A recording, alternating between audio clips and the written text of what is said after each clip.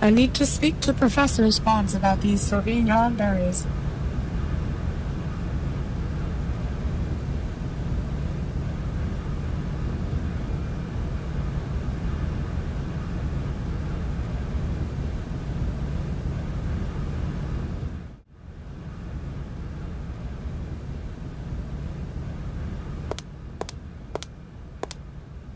Do excuse me, Professor. Professor, sorry to disturb you again. What is it you want to know, miss?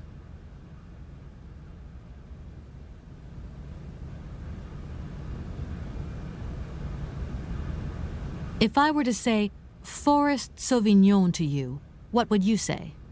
Oh, let's see. Sauvignon. Sauvignon? I would say it's some kind of tropical shrub, don't you think? We are talking about the same plant, then. It is a very rare shrub with small, juicy fruits. I found a book about the Amazon, and it says that there are even Sauvignon plants growing right here in Barrickstadt. You wouldn't know where, would you? Amazon Sauvignon plants here? No. No, I don't think there are any. Highly implausible. But, you should ask the station master. He is keeper of the greenhouse at our university, so he could tell you more than me. Oh, thanks very much.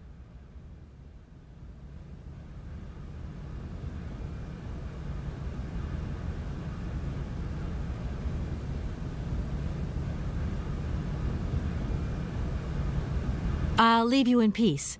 I hope I haven't disturbed you too much. Sorry? No, not at all, my dear child.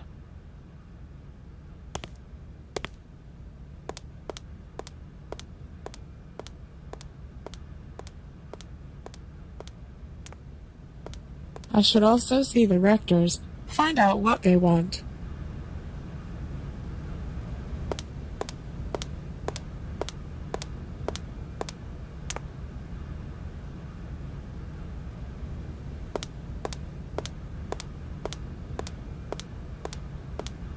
Their room must be the one at the other end.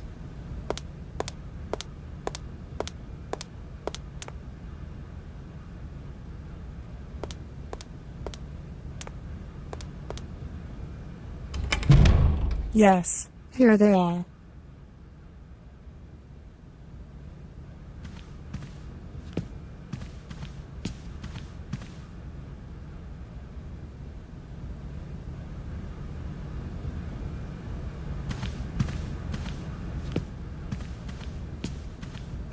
Good day to you, gentlemen. Tell me, young lady, to what do we owe this pleasure? Please do be brief. We do not have very much time on our hands. As rectors of this university, we have serious matters to attend to, and our time is precious. I have heard you wish to meet the owner of the train that is currently in your station. May I know the reason for your summons? We are surprised that your train has not yet left, miss. The situation is most regrettable. The rules do clearly state that trains are meant to come and go and not remain stationary at a platform. Trains should first stop, then subsequently leave. That is the rule. We agree then, dear colleagues, that what we're dealing with is deviant behavior. This matter really is cause for concern. It's a clockwork train, you see? So it needs winding up again. Unfortunately, there is no equipment in the station to do this. A clockwork train? That's strange. How very quaint. You mean it's some sort of mechanical toy? You are causing a hindrance to us, miss. I am very hopeful that I will find what I need along the wall. The wall? Miss, that really is not a suitable place for you to go. Especially for a young lady. You see, miss, we freely admit that every day we praise the existence of that particular edifice. We owe the integrity of our dear university and the fine education it provides to the wall. It protects us from harm and invasion from the unknown. May God protect us from what is beyond those ramparts, miss. Please believe me. I don't have any choice. I must continue my journey. Such a decision is a correct one since it's in line with regulations. Thus, your train will indeed be able to leave. And consequently cease to obstruct our station.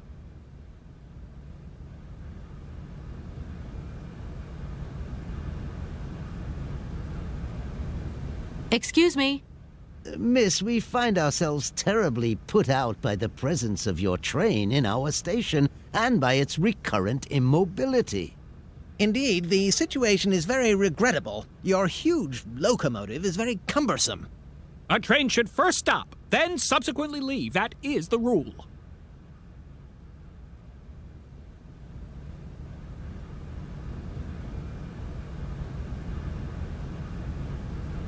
I haven't introduced myself. My name is Kate Walker. Walker, haven't we already had a Miss Walker? Ethnology Masters, September 1953, if my memory serves me correctly. Perfectly well, my dear colleague. But if I may be so bold, it was a Mr. Walker and not a Miss. It was Bill Walker, sat this June 68 exams. The impudent fool turned up for the oral assessment in jeans, flouting strict internal regulations which explicitly state the required uniform for the occasion. Pure incitement. It was scandalous. Sadly, we have seen worse since. Young people lack all respect of traditional values. Tradition, young lady. One must always uphold tradition.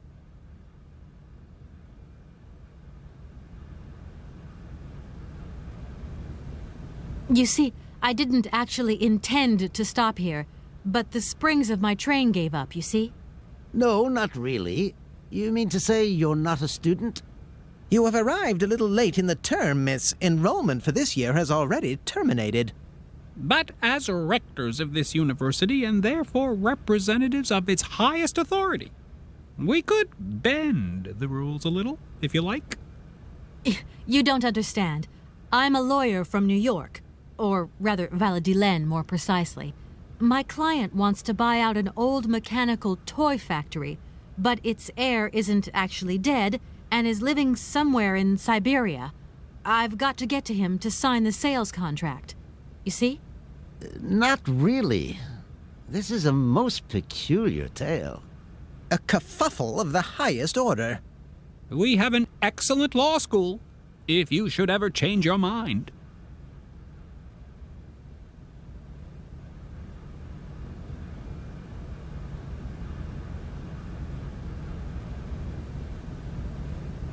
Some sailors have agreed to tow the train, but I don't have enough money to pay them. I was wondering if you could help me out. For a while. I could work for the money. Please wait, miss. We have certain confibulations to attend to. That is right. We must confibulate between ourselves. A collegiate decision must be taken. I hope that we are not indisposing you in any way. Why not? If it helps us get rid of that train. My word, that is a fine idea. What do you have in mind, gentlemen? When you arrived here, you must have noticed a splendid bandstand which honors the main university courtyard. A unique piece of mechanical craftsmanship which no longer works, alas. Why, yes, we have very moving memories of its melodies. We're prepared to offer you a financial reward if you can set it working again. With pleasure. What do I have to do? Unfortunately, my dear, time and rust have taken their toll on this university, and our automatons no longer have a spring in their step. You are going to have to be resourceful. To tell you the truth, there are a number of complex mechanisms here in Barakstadt, and it would appear that we have unfortunately lost their operating instructions. Your train, however, is an extremely ingenious invention, so you should be no stranger to complex mechanisms, should you? We are therefore counting on your ingenuity, miss. I hope that I can show myself worthy of your faith in me, gentlemen. Well, my dear colleagues, one more university matter nicely tied up.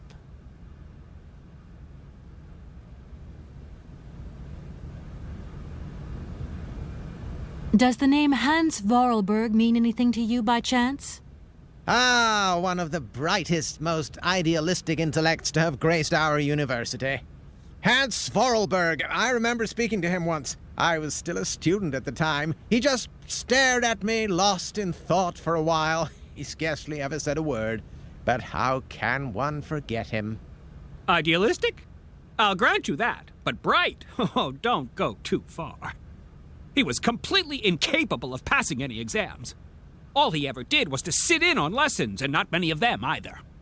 Paleontology, mainly. He had an unhealthy passion for mammoths, which matched the state of his intellect perfectly.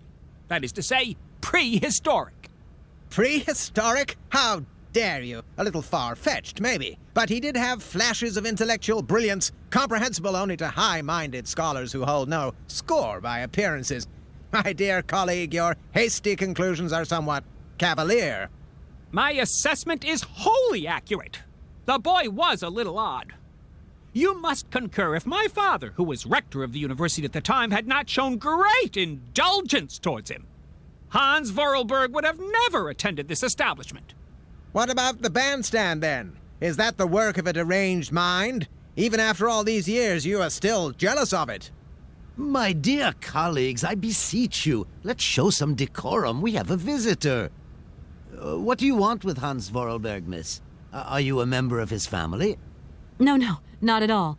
I'm looking for him to clear up an inheritance matter. Is he still here? What? Here? At the university? No, not at all. He left a long time ago. Yes, a very long time ago. The very year I was nominated to this position, in fact. Almost 50 years ago already. The poor soul moved on once he learned all he needed to know about mammoths. Ah, this establishment was never quite the same after his departure, it must be said. You mean to say it was never as bad? All that oddball brought to this university was his misplaced fantasies. Gentlemen, let's try to retain the calm and level-headedness that befits our position.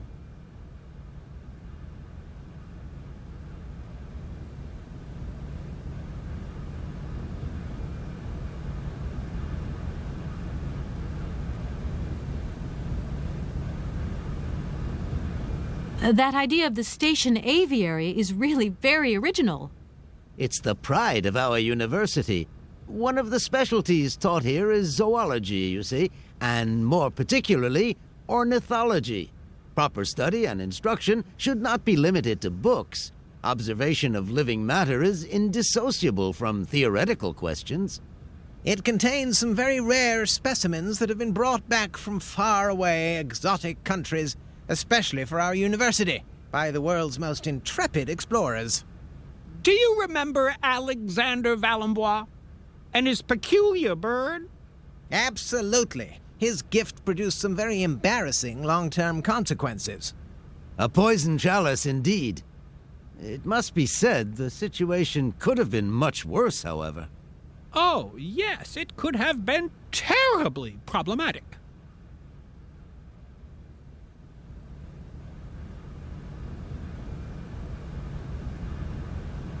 You wouldn't know if there is any forest Sauvignon here in Barrickstadt, would you? Absolutely. When he says absolutely, he means, of course, absolutely none. What we mean, of course, is that we are absolutely positive there is no forest Sauvignon here in Barrickstadt. Really? Are you sure? Because I read in a book that Barrickstadt possesses a number of plants. I wouldn't mind getting a hold of some if possible. Out of the question, miss. The assistant rector means to say that our priority is for you to remove your train from our station. Your research will have to wait until your next stop. Yes, that's right. Your train must leave the station immediately, so please refrain from wasting our time in needless visitations. Don't forget the regulations, miss. Don't forget them.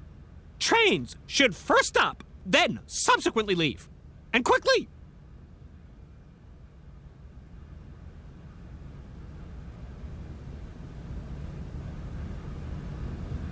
Here we are, busy chatting, and look at the clock. It's tea time.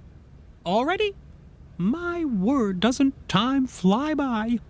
Thank you for a charming visit, miss. And thank you, gentlemen.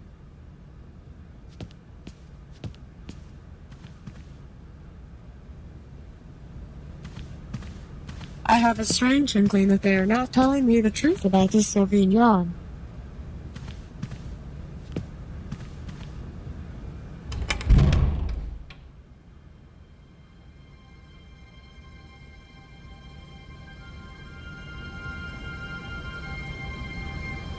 Hopefully, the station master will be able to give me more information.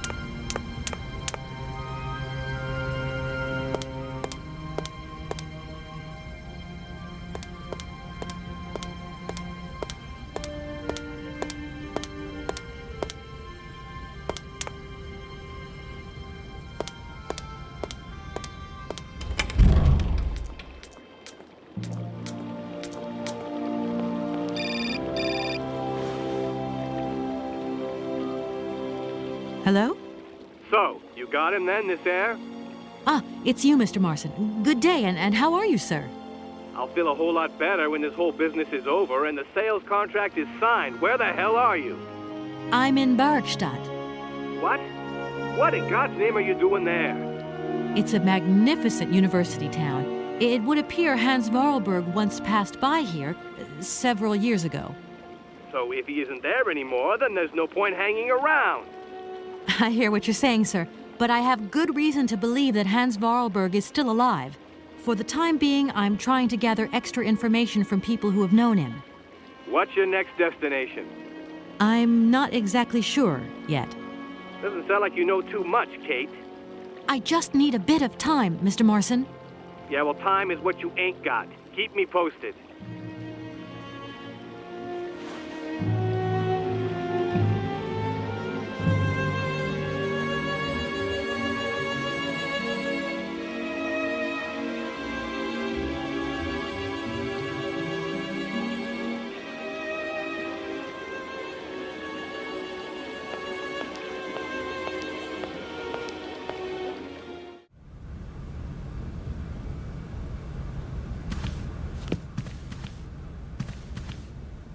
Everything okay, Oscar? Yes, Kate Walker. I am awaiting your instructions. Oscar, the sailors have agreed to tow the train, but they want to get paid for it. I suppose you have some petty cash on board to cover traveling costs? No, there is nothing like that. You will note, however, Kate Walker, that every effort has been made to ensure maximum passenger comfort.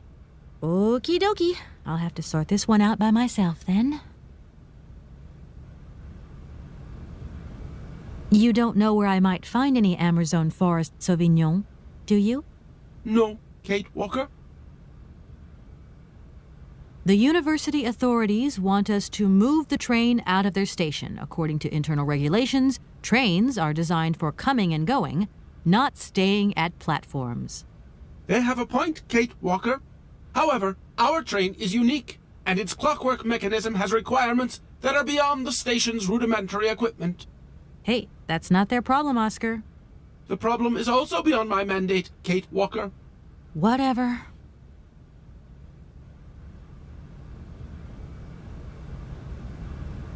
Oscar, see you later, alligator. In a while, Kate Walker.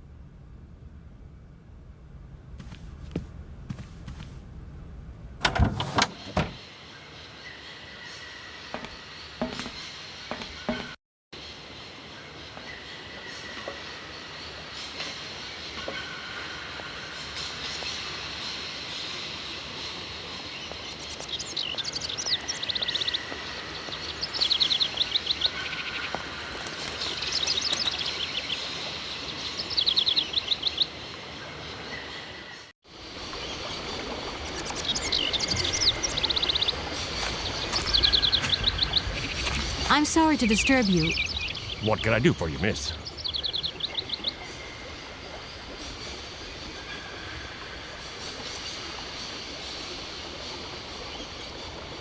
I've just been to see the rectors, and they told me to get the train out of the station as quick as I can. I thought they'd say that. Rules are rules, and you gotta stick by them. Not a good idea to get into trouble with the university administration. Absolutely. I've got enough worries as it is. What should I do then? Well, I suggest you move your train. But it's like I say, the springs are unwound. Everyone seems to think it's my fault. The locomotive's engine might not work, it's true, but maybe there's some other way of moving the train. It's a possibility, I suppose. What were you thinking of exactly? Nothing. It was just an idea. Anyway, miss, you shouldn't hang around here. I have a job to do. Yes, sirree.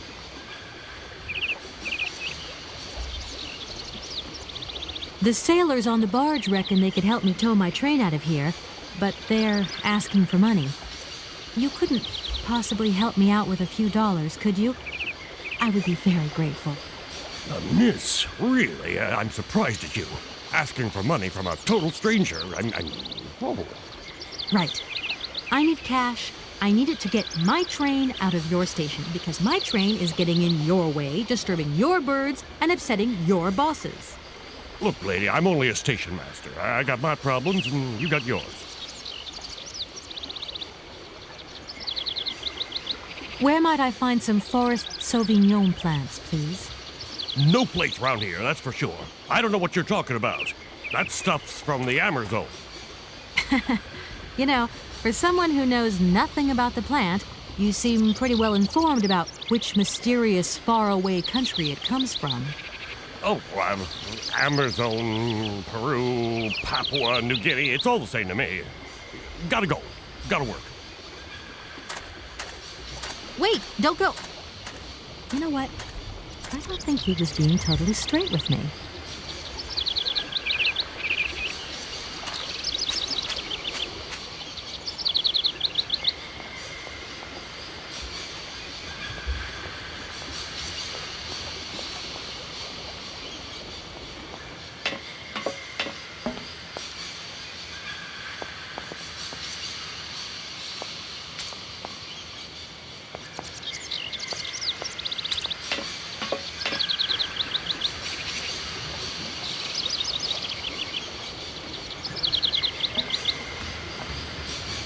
Excuse me, station master, but I need you again.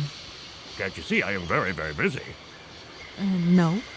Well, I am. Very busy indeed. But, okay, I think I can give you a minute of my time. I'm looking for a kind of little juicy berry. You don't know where I could find some? Look, lady, the station doesn't have any Sauvignon berries, not even forest Sauvignon. Funny you should mention it. That's exactly what I was looking for. Forest Sauvignon. Sauvignon, raspberries, red currants, they're all the same to me. And we don't grow none of them here. But you see, I have just read a very interesting book which says that the rare Sauvignon berry is actually cultivated here in the famous Barokstadt University aviary itself. Well, if it's in a book, then don't believe everything you read, miss. I don't know why, but I don't think you're telling me the truth. What do you mean? I don't know. How should I know where to find your stupid grape? Go ask your professor, what's his name, Pons, the paleontologist. But you're the master of this station, so you should know better than anyone. Nobody tells me anything. I don't know. Go see the old guy with the fossils.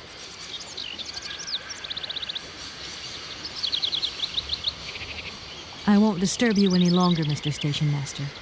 Welcome to Barokstadt, miss. There are some serious, foul, clay being fermented in this station.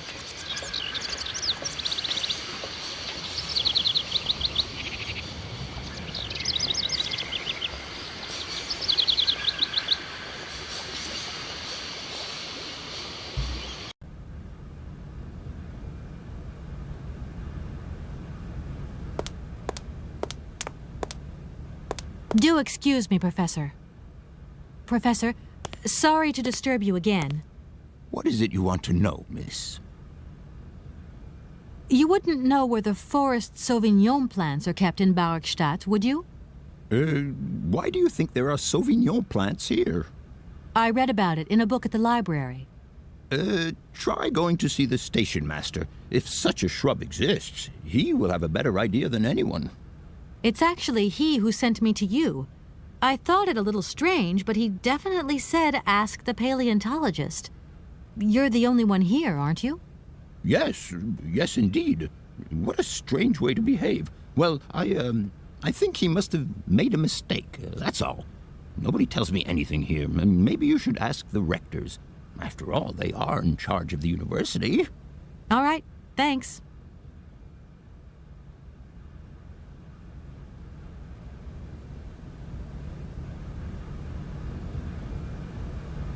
I'll leave you in peace. I hope I haven't disturbed you too much. Sorry?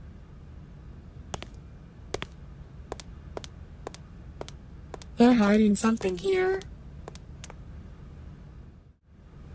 Have to keep asking them.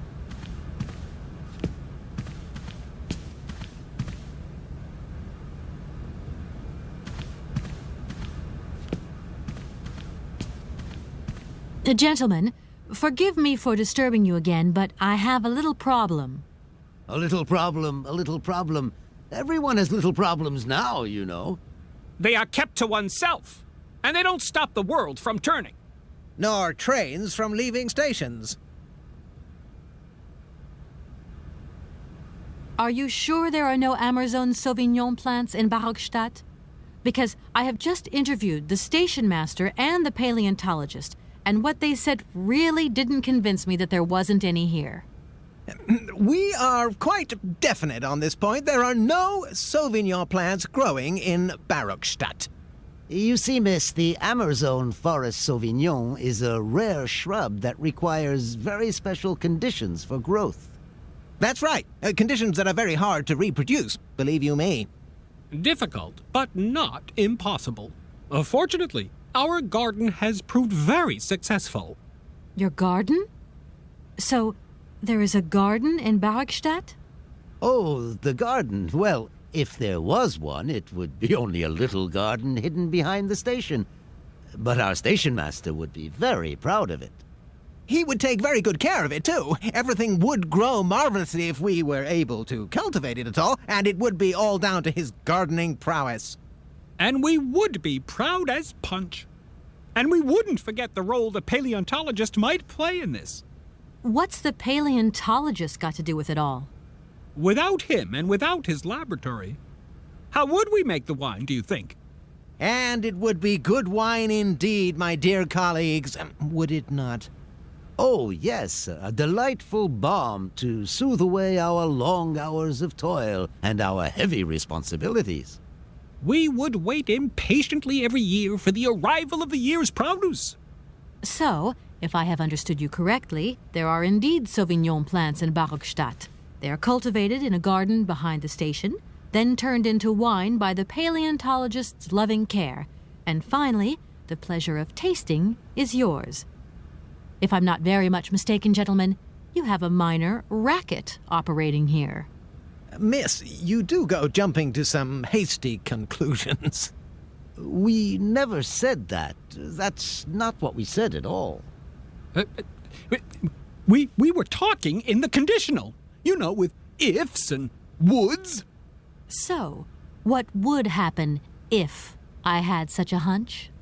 You would have to keep it to yourself, of course. Yes, if you would be so kind as to keep it a secret. It would only be a small local concern, producing barely a few bottles every year. That's right. Nothing so grandiose as a business. Otherwise, we'd be liable to be fined. So, we can't count on your discretion, can't we? Don't worry, I have no intention at all of getting messed up in anything.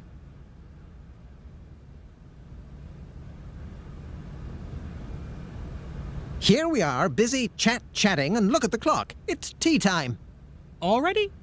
My word, doesn't... Thank you. And Finally, the truth has been spilled.